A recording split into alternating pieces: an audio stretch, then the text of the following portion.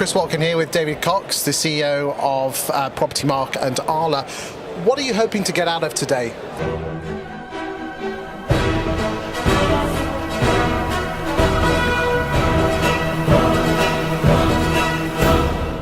I think today is a great opportunity for the industry to come together. We've got 1,200 people upstairs, we've got another 500 already pre-registered for the exhibition only, and we're expecting at least another 500 through the door. There's 80 exhibitors. It's an opportunity. We're 2 months away, less than 2 months away now from the tenant fees ban coming into force. Agents are having to make decisions about reducing costs, maximising income. We're telling them how to do it upstairs. We're giving them the opportunity to go and speak to the suppliers that can do it. And therefore, it's so vital at this moment in time when there is so much change coming in the industry. How do you think most letting agents are feeling at the moment with all this change? Worried, I think, would be the easiest response to that one.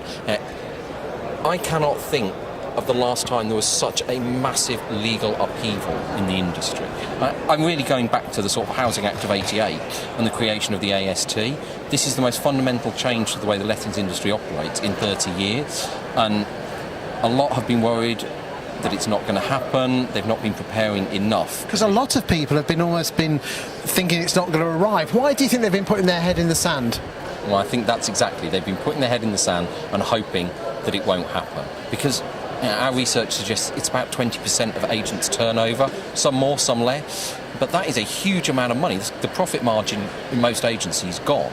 So they just don't know how to do it. And especially when they've been running their businesses that way for a long time. Having to adapt to such fundamental change is very terrifying. Do you think a lot of letting agents are finding it really hard to make that change? Because this is an opportunity, isn't it?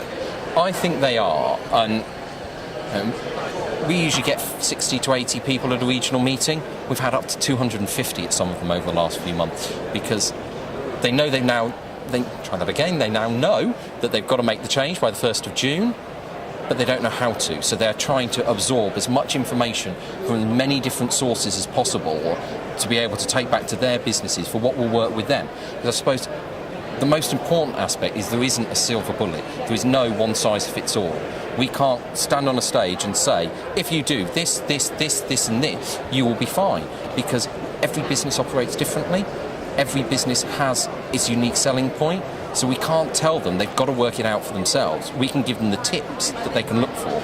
See, one of the things I love about ARLA is that running your own business is really hard work and quite lonely, but being part of a big organisation, you're not alone and you can share ideas. I mean, if you don't mind me saying, I asked you last year whether ARLA was worth the money for 230 quid and you gave quite an eloquent response. And this afternoon, you and Peter are going to be telling you what the extra benefits are. What would you say to any letting agent who isn't a member of ARLA?